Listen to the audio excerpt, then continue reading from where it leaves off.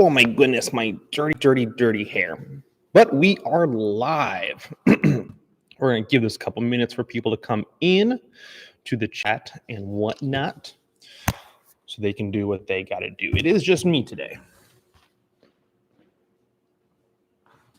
Unless Malcolm feels like sitting down and joining me at all. Pew, pew, pew. Ooh, fixing the Rode microphone. Hello, person. We're going to give this another minute so that we can get as many people as possible. Also, to me, it's super echoey. Are you guys having any issues? Hey, Twiggy, what's up, man? Is it echoey for you guys? I'm trying to grab my phone so I can listen and see if it's super echoey. Hey, Days. If I switch over to, it's not echoey. Perfect. That's just what I like to hear. It is just me today. Carl is unable to make it this morning. He did have an unfortunate slip on some ice, even though it's warming up. Excellent. Everyone's telling me no echoes. It's really echoey in here. But thank you, Rode Microphone, for a good product. Anyway, Carl had an oopsie with some ice, and so he hurt his back today and is unable to make it. So I'm going to try to make it up, try to bring the energy with the new type of coffee. If you guys are local, go to Quick Trip. They actually have a new type of coffee flavor. Did you guys hear that? The chocolate mudslide something. Chocolate mudslide brownie. Chocolate mudslide brownie. And I'm addicted to this. I usually do a little bit of the French vanilla creamer with it as well. And I think it tastes really, really, really good. Anyway, we have Malcolm and I behind the camera are going to be cleaning out some of these supply closets. It's warming up, so we may get some newer players, some players that are coming indoors from being too tired from playing outdoors in all the snow and whatnot. So kind of just trying to freshen everything up. And I don't know if you guys can tell, but it is dirty and dusty as heck out in the in the supply closet. It's really nasty looking. And there's a lot of shit that we've been missing for years. And I actually found my rifle system. So I had a bolt action rifle that I had misplaced somewhere, and I couldn't remember where it was. And I'd lost it probably about 8 months ago, I want to say. And it turns out it was in the supply closet, and it was buried underneath a couple of things. But I've been in and out of that supply closet every Wednesday, every weekend that I'm here playing or managing whatnot. And I just, at some point, I had brought my rifle down and was going to try to do a video with it and just left it in there. It was missing for too long, dude. I was getting really pissed at people at the store. I'm like, who the fuck took my rifle? God damn it. I'm moving other people's shit trying to find my rifle. Like, I know you have it. It was not a good look. But I found it, so I'm going to need to issue some apologies. And we have it. So we'll be able to do some videos. I'm hoping with that now. But since it's been sitting here for so long, I'm going to need to do some testing with it. Speaking of doing videos, the Airsoft Arena channel has gone live, and I was trying to put the link to it down in the description of this video so you guys can go visit the Airsoft Arena channel. So that's going to be content exclusively for this location. So we'll have different game mode explanation videos. We'll have staff gameplay videos. We'll have some local player spotlights. We'll do some more CQB type of looking out, and we may be able to record the special events that we hold here and put those on the channel as well. I know that oh God, I saw that. I'm really hoping that the camera doesn't freak out. You hear me, camera? Don't fuck this up, camera. I saw that. So we're going to try to push some more content for the arena on that side of things. But we'll still integrate the arena on this channel, obviously with these live videos. And doing other like experimentation videos for the channel and bringing guns down here and doing stuff and just kind of just having cross contamination of different forms of content. So really excited and looking forward to that. I'm hoping that we'll be able to get Carl a little bit more jazzed up with doing videos. Since he has the camera, he records a lot of footage. In fact, I bought him the GoPro Hero 8 that he's using, and I think he's made a single video from it. So you guys should go bother Carl on Instagram, Tier Fun Operator. That's TIERFUN. I think it's an underscore operator. Just bother him, send him a shit ton of DMs if you can. Just like, Carl, where's the fucking footage? Get us some footage. We want to see some gameplay, because he does some good videos, but he just needs a little bit of a push. I was hoping that he'd be here so we could talk with him about his experience of SHOT Show. If you guys haven't seen any of the SHOT Show videos, it's gone really, really well. We had really good experiences with all the guys from SHOT Show. I'm currently outputting a bunch of videos of just the different booths that we visited. So I currently have PTS out. I have Lancer Tactical out. I currently have a bunch of other booths that I visited out. And then the last live video that we did was talking just exclusively of the stuff from SHOT Show. So really excited about that. Those are still coming out. We also have a RPG-7, one of the aerodynamic models that is all steel, real wood, really good setup, really good build, that I've made videos and I made a post on. So we'll have videos on that out. And I also want to incorporate it down here, doing a couple of shooting videos as well. We can't use it for gameplay, so I'm hoping, fingers crossed, that I can take it to an outdoor field and utilize it for an outdoor game there. I'm trying to make sure I'm, in the microphone talking to you guys, sitting too far back. And then not just the RPG-7, but we'll also be doing different videos. Did I do anything new to my T10? I actually took the Gate Titan out and I put a just stock bare bones KWA AEG3 gearbox back into it. That's all I did with my T10. And that's another video that I actually have slotted for coming out. I was able to have a customer bring in his TK45. He wanted a Gate Titan installed. He wanted to have the Gate Blue Link installed to the Titan, and he wanted that to talk to the Gate status system. So if you guys aren't familiar with that, it's a little heads-up display that sits, like if you have your gun here, it's a little screen that sits on the side of the gun here, and it'll tell you how many shots left you have in the magazine, the direction that you're standing, how many steps you have on the field. It doubles as a step counter. It'll tell you the ambient temperature inside of the gearbox. It's a really, really cool system, very in-depth. Excuse me, holy shit. So it's been really cool to try to work on that. It's a huge fucking pain in the ass. I wasn't able to get the quantum or the status to link up properly with the Blue Link, because the status didn't have a proper update, a firmware update that was iOS compatible. And I don't know how long it wasn't compatible, but I started the Bluetooth sync, which you have to do via a phone. And then it wasn't hooking up. And I'm like, fuck this. And then I had to go away for a weekend. And then I came back just very recently and was able to finally update the Blue Link and then finally get those to communicate. It was a huge, huge pain in the ass. Not a fan. But the Gate systems are not designed for Apple-based phones. They're much more Android compatible. So that's been a very, very big struggle. And currently, even though I can get the different electronic systems to communicate, the Titan is actually sitting high enough to where the Titan isn't recognizing the sector gear to count how many times it's shooting.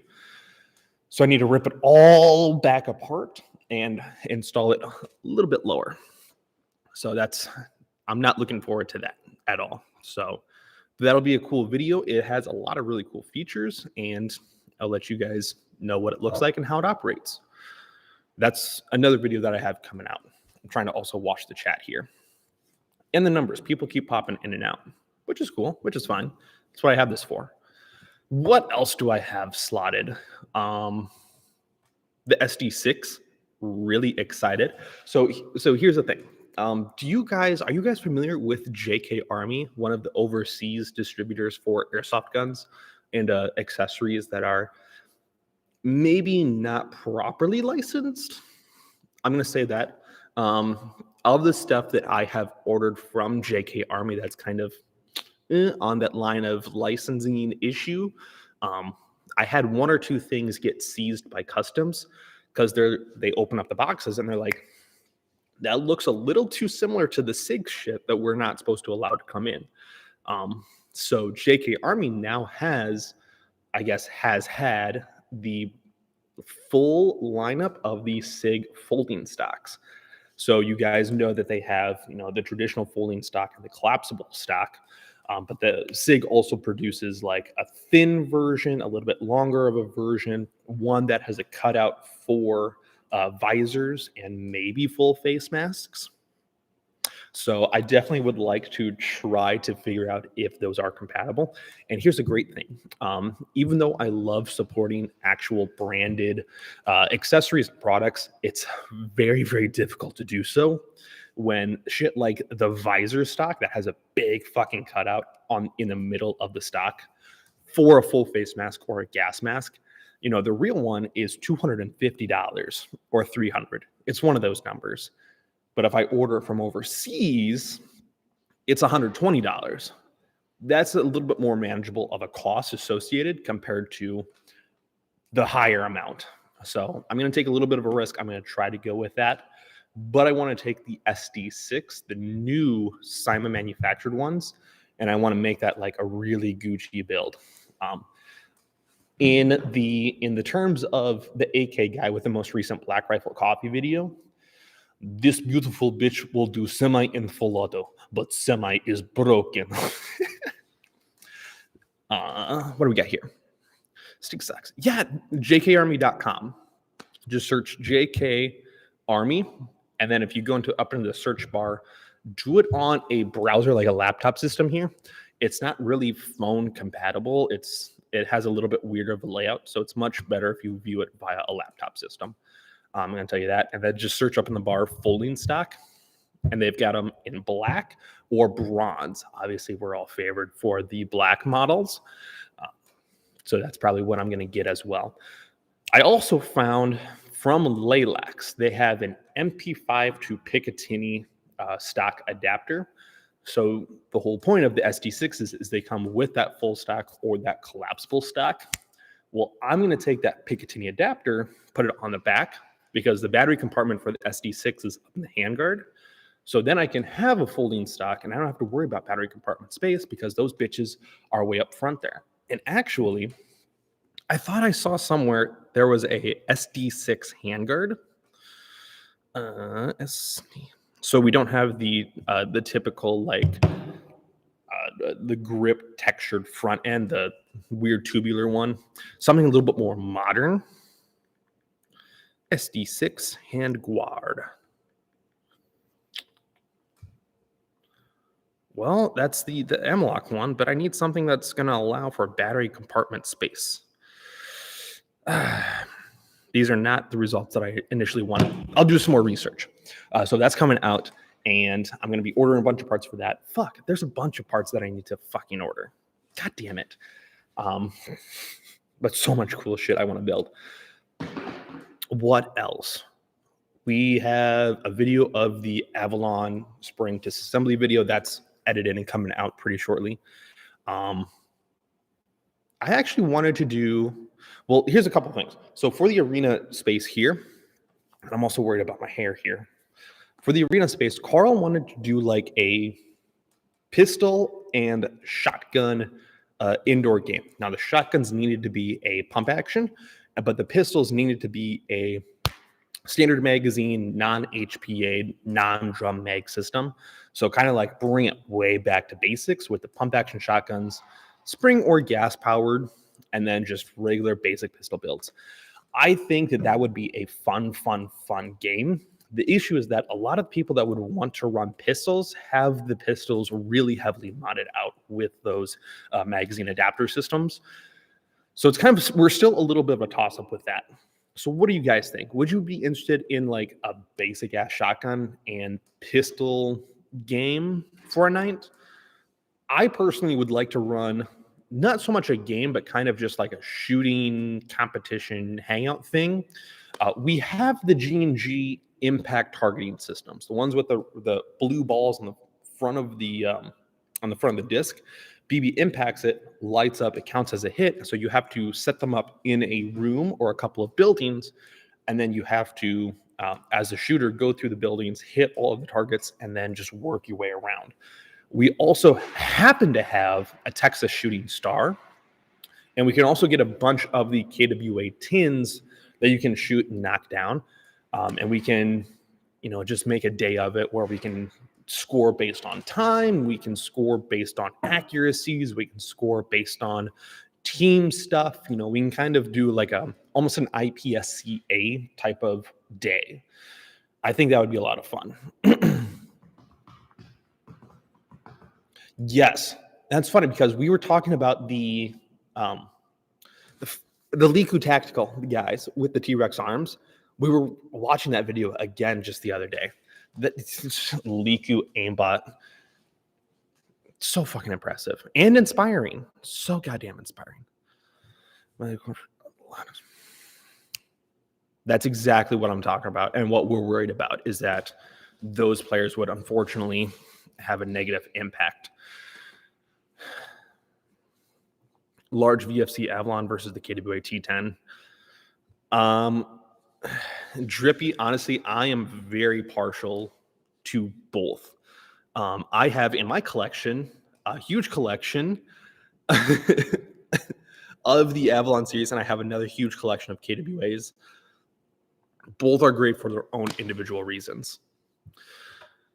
Pistol only, no M4 adapter rule. Yeah, and it can't be HPA'd, because that's the other thing, is that I don't have a pistol here, but you can do the pistols with the regular magazines, but are still HPA tapped.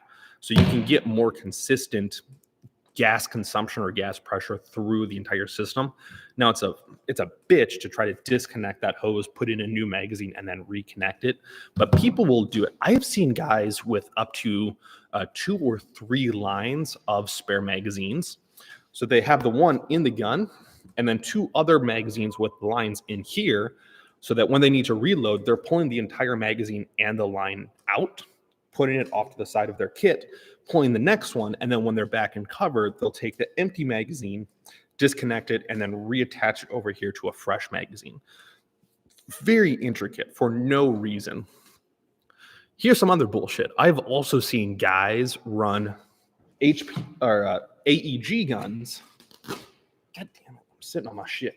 AEG guns, but they'll have like a weird super glue HPA connector on the bottom of the grip so that they can train with their HPA line, even though they're shooting with a battery powered system. I've seen that down here as well. Very, very, very weird.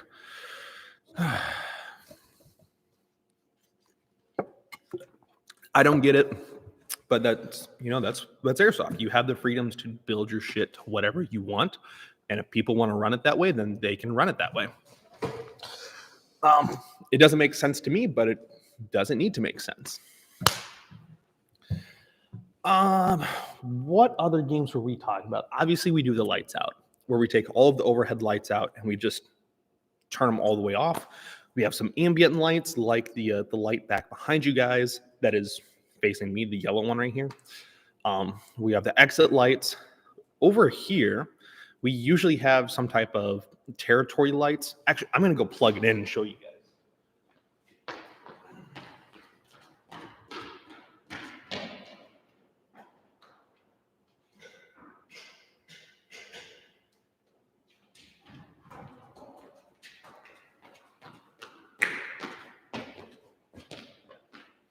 So we'll turn all those lights on, and then it creates a multicolored ambient overlay. So we have green bulbs, we have purple bulbs, some oranges, we have a whole hallway that's just dedicated to ultraviolet light. So we kind of set our lights system up really, really intricately to have as much ambient light And that's a lot of fun. We have a lot of players that run tracer units, and it ends up being really, really, really cool. We run fog machines, but sometimes that creates more chaos than what we would prefer. But it's a lot of fun. We like running them. Unfortunately, we don't run them very often because players, very specific players, tend to get overheated and just kind of come from a play style that doesn't help in that environment. So we kind of make those games pretty sparingly. What other games do you think we should run? Because we're just full of ideas, but it's just like we come up with the ideas, and then there's always some type of roadblock that prevents us from actually doing it. And it's just like the small, minute details like the shotgun pistol. There's a whole crowd of pistol guys that would just make that chaos and a whole lot of not fun for everyone else. The competition shooting, I think, would be really, really cool. But then again, people would have to play in order to, have access to the space. And then it's a time thing, and people don't like having bad times. So it's kind of whatever. We just always hit these roadblocks, and it's not really fun. What is the brightest flashlight you can use? We don't limit the lumens of the flashlight, because certain brands of flashlights, even though they're advertised at a 180 lumen, will actually produce a brighter beam than, say, a 500 lumen flashlight, which has a weirder type of cone structure. So for what we've seen and what we utilize, it doesn't make sense to limit lumens. So if you really wanted to go up to 1,000 lumens, we won't be stopping you unless you are like a dick with it. Now, lasers we have banned. People have actually started to get eye damage because players will shine lasers into eyes. So lasers are just straight up banned. They're not allowed here anymore. Search and destroy, that's like a regular game that we do on the weekends, like a special event. We could do a dedicated search and destroy.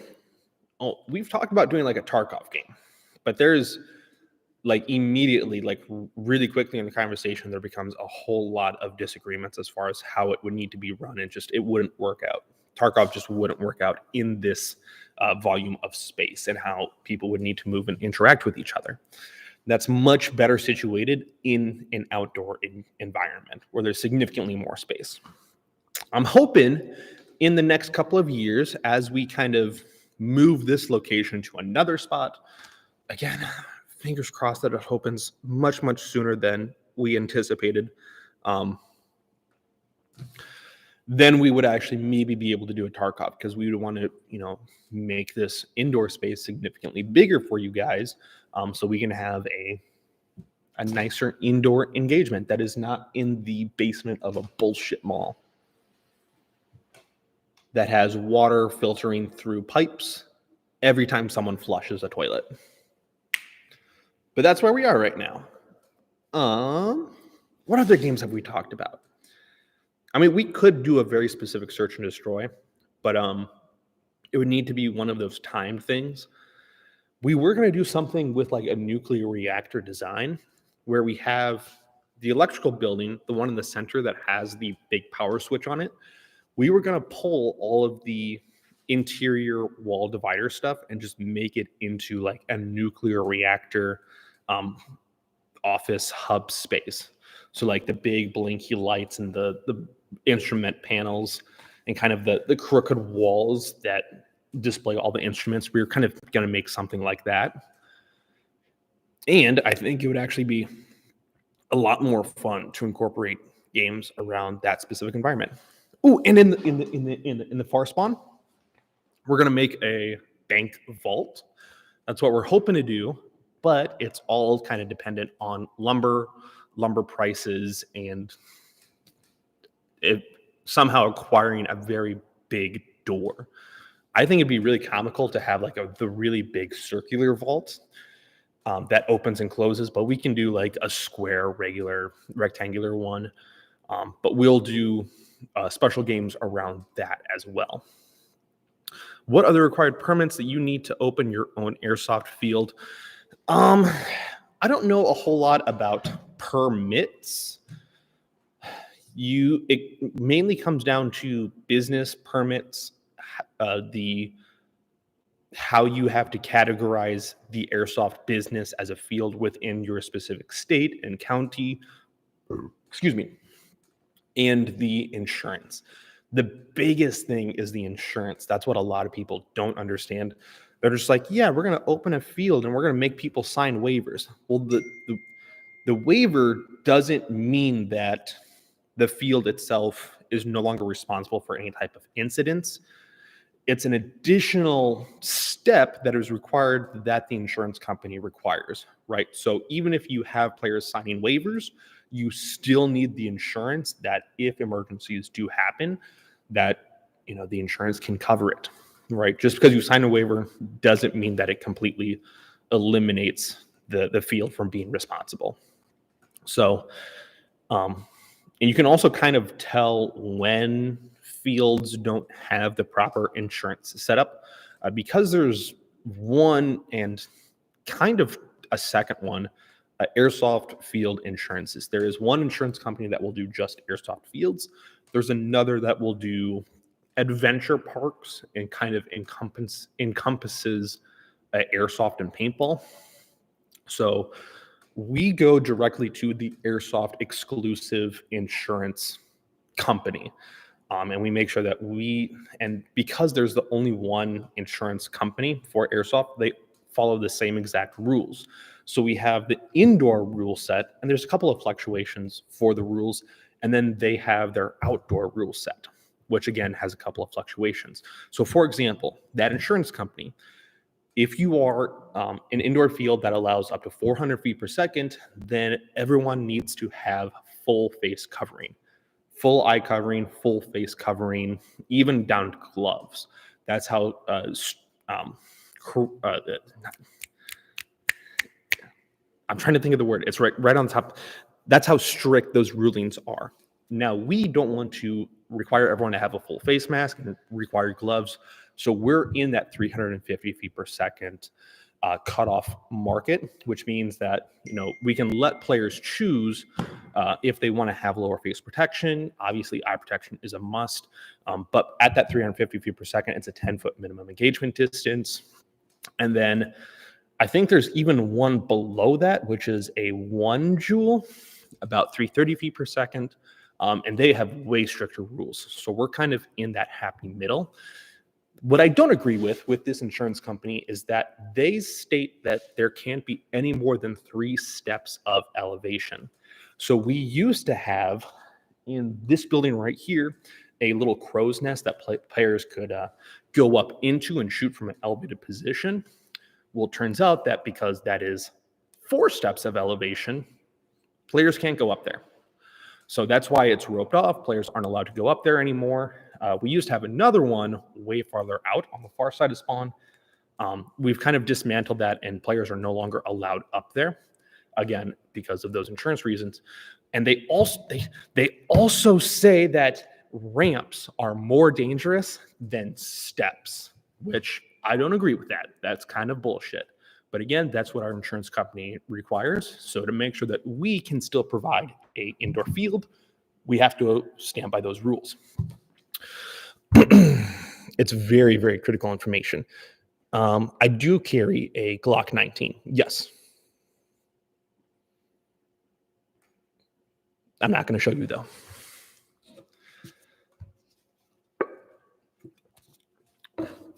Almost all of our staff carry, almost all of them. So when it comes to, obviously, the store, it's a retail space, they're not playing against each other, so they can carry all day long. Versus down here, we don't want to confuse their carry guns, so they don't get to carry nearly as much. We also have some younger staff members here. Because of Wisconsin laws, they don't get to carry. But that's neither here nor there. I'm also not the guy that you probably should ask legalities on firearm carry or not. I just do the airsoft toys. Let's see. But yeah, those are, and again, your to continue answering Drippy's question, you still need whatever business permits, like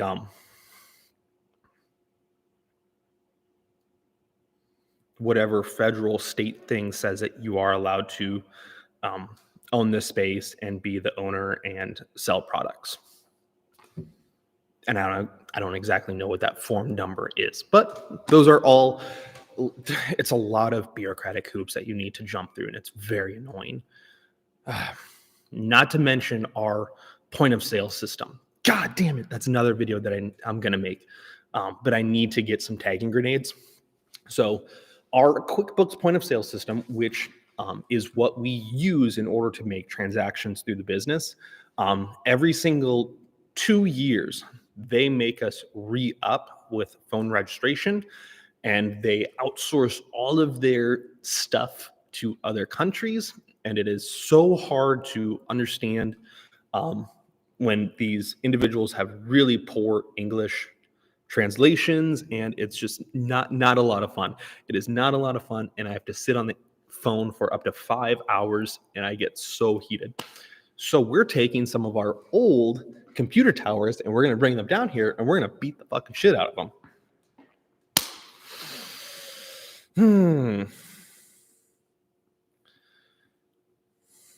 Yeah. Do an outdoor event at a cool location. That requires a little bit different of a insurance direction. So we pay for the indoor one. We would then need to pay and then meet the requirements for the outdoor one.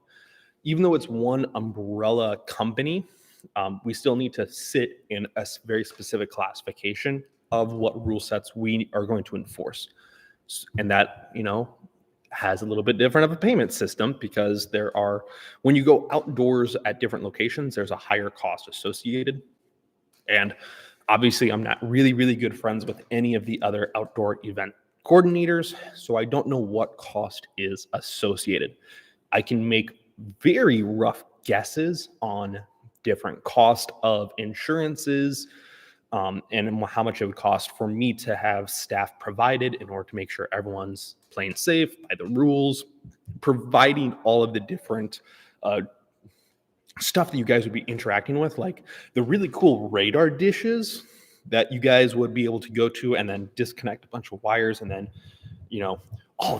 there was one that I went to. It was the Airsoft Republic one.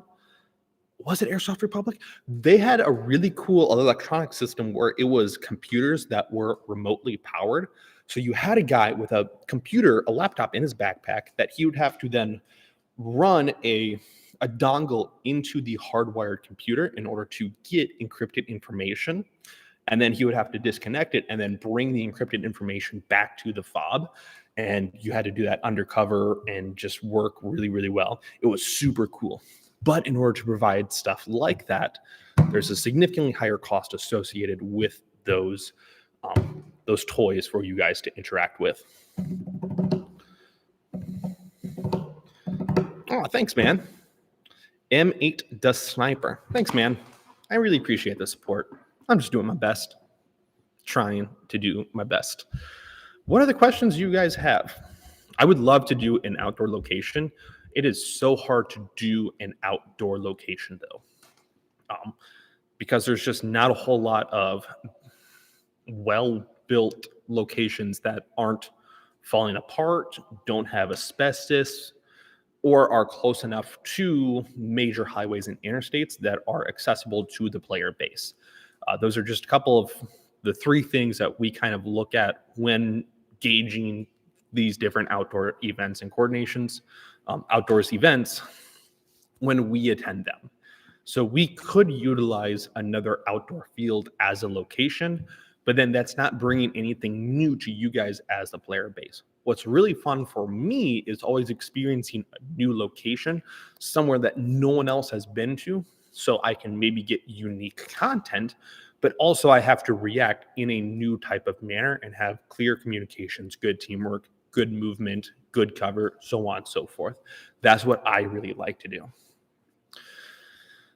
I will not be attending any mere tactical events for personal reasons. it's public knowledge, so this is no longer hearsay, but the old Kankakee dog food canning factory, that is filled with asbestos, so much so that they had high school kids shoveling it out with snow shovels. Didn't provide any type of protective equipment, and they claimed that it was cleared by the city health and safety inspection, but there was no official record of any inspector actually going through and clearing it. So that's all on public records. There was a Mere Tactical attendee player that went through all of the research and got that information and was publicly sharing it across multiple different pages, multiple different forums. But if it was posted anywhere where Mere Tactical could delete it, they were deleting it, which is a shame. Mere Tactical has some unique locations, and I'm sure they're doing the best that they can do. And again, their retail space is really, really cool. They have some really deep selections, some very unique guns. Some of it I can't bring in due to importing stuff, as well as we try to bring in guns that have a lower defect rate. But and that's essentially, I'm not trying to bash Mere Tactical at all, just trying to share public information. But the local player base that wants a Crytek rifle system, Mere Tactical will have that Crytek rifle system. We don't bring them in because we have found that they break down way too much. And there is a certain player base with those Crytek rifle systems that they're just like, Mere Tactical just replaces all of the internal systems and then builds it up from square one. Great system, but a lot of work that I personally don't want to do just to bring in a brand name. So each location has its unique systems and its unique adaptations to different stuff. And just I'm not trying to bash Mere Tactical. Essentially, is what I'm trying to do. I'm trying to play nice, right? Last thing I want to do is, start more shit. So just sharing public information. What else you guys got? These are good questions. As I finish the last of my coffee, what outdoor event in Wisconsin would you recommend? So there is a local player by the name of, or near Wisconsin, there is I don't know of any that are around Wisconsin.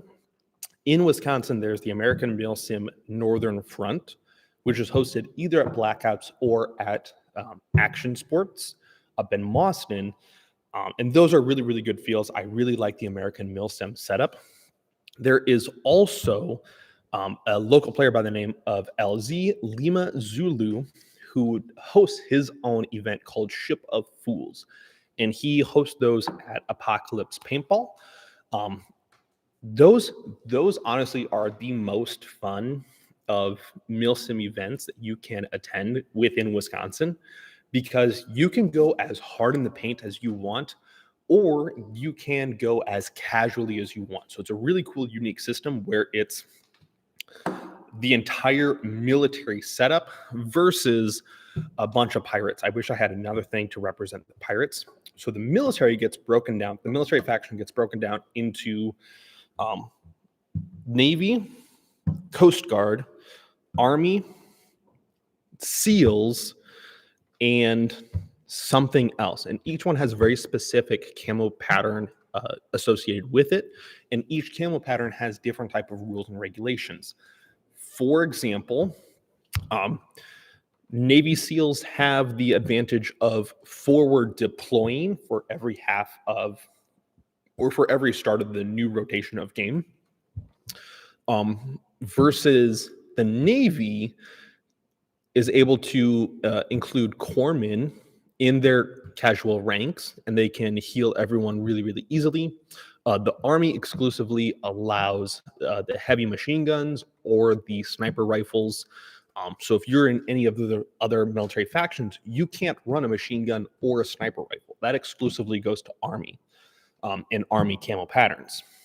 So very, very unique in how they have everything laid out as far as the military factions go.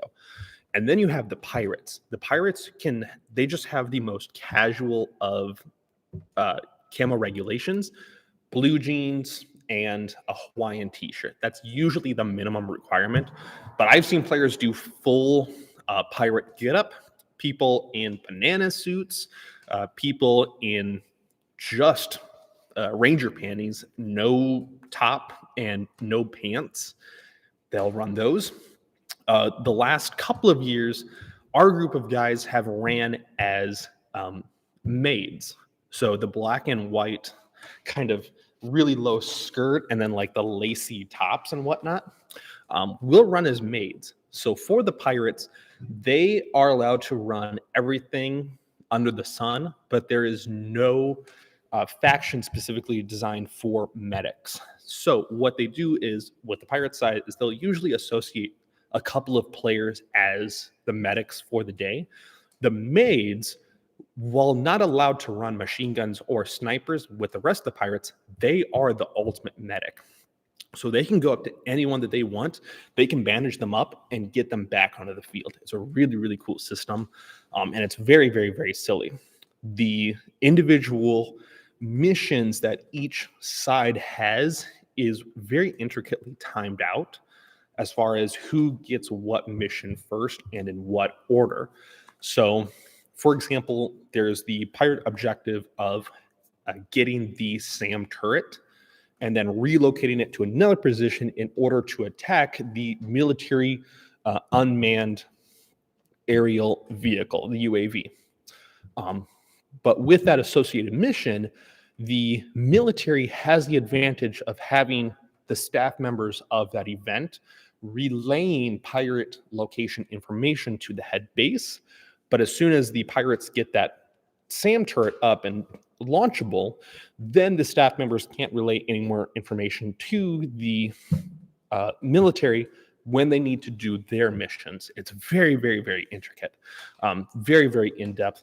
It is the most milsim that you can get while also participating with players that are the most casual. So it's kind of involving all of the player bases of all of the age ranges and just kind of getting everyone involved. I really enjoy those. That was probably a lot more information that you were asking for, Ben. Oh, we got a couple more minutes. I'll give this 3 more minutes. I know that someone was messaging me. Okay, yeah. A couple more minutes. Then we got to finish cleaning and sweeping, and I need to go back into the store, and I need to cover for Summerin. So what else you guys got for me? Because I've kind of prattled on and on and on. I'm just looking over that cardboard pile, and I'm just not happy with it. That's going to be lots of trips up and down the stairs. I'm not looking forward to that.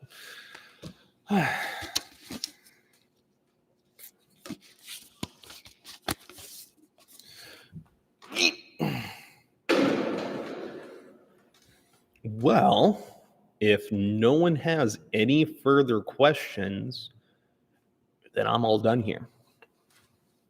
We'll run it out another minute or so. While I plug a couple of things, how was SHOT Show?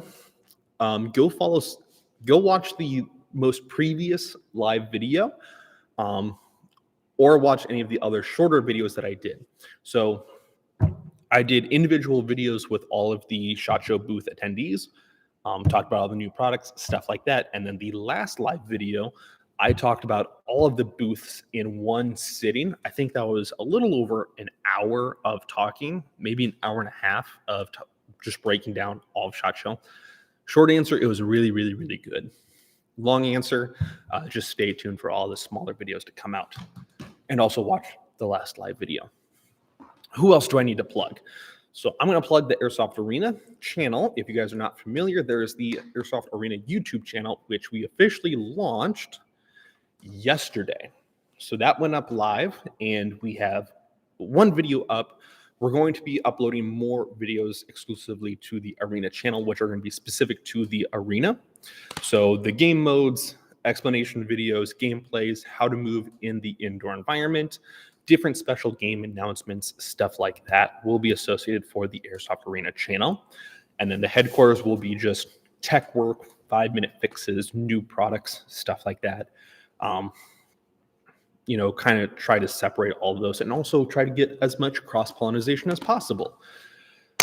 What else? Go hit up Tier Fun Carl or Tier Fun Operator on Instagram.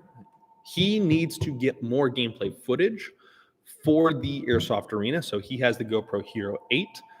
He's currently sitting at home. He hasn't come by because he hurt his back slipping on some ice. Thoughts and prayers for Carl in order to get better. We need him back here. And just hit him up in his DMs, swing on in and be like, hey, Carl, I heard you got a nice GoPro. When are we going to get some footage? Something like that. Let's see. We got our Instagrams. Obviously, we have the YouTube channel for the Airsoft headquarters. Tier Fun Carl is on YouTube. There's actually a link on the Airsoft headquarters homepage. You can scroll down with the associated channels, click on his, and you can subscribe and watch some of his older videos. He's got some cool guns that I've helped tech and build for him. And who else do I need to shout out? Savage Tacticians, Nicorian, Old Glory Distillery, KWA, Laylex, GTI, Perseverance. Just all the stickers on the back here. I suppose I may as well shout out PTS. So I was looking at the PTS Unity brand stuff. So the Unity Tactical has a bunch of flip-to-side mount systems that I really, really, really want. So the flip-to-side things, they actually flip down from the optic. So if I'm looking at a rifle like this, that flip-to-side, as far as the 3x magnifier, actually flips down and then up, down and up. So the Unity brand, which is the main manufacturer for real firearms, their flip-to-side mount is $250. The PTS Unity manufactured one is going to be about, I want to say $100, maybe less, especially since that T1, what they call it, the fast mount riser that I use with my Psionics, with my night vision camera, gives me a lot of space in order to actually aim down sights with that night vision device. So that guy for the real firearms sells at $200, and then the PTS one retails at $80. So that's a really good breakup of retail price from the real one to the Airsoft one. And I already have one of those high rises installed on one of my guns. It is really solid. It's rock solid. It's definitely worth the $8. So I really like it. So go check out PTS. Check out some of the other Unity Tactical accessories that they're going to be building up, and look out for some of those other colored magazines. And we're all done here. No one else has bothered me when I was giving those shout outs. So we're all done here. Thank you guys for staying tuned. I really appreciate it. Hope I answered all your questions, and try not to step on too many toes. That was a dicey response to that Mirror Tactical. So really hoping that we're all good. Anyway, thank you guys for staying tuned. Very much appreciate it. So you guys take care, stay safe, stay positive, and I'll see you in the next one. Take care.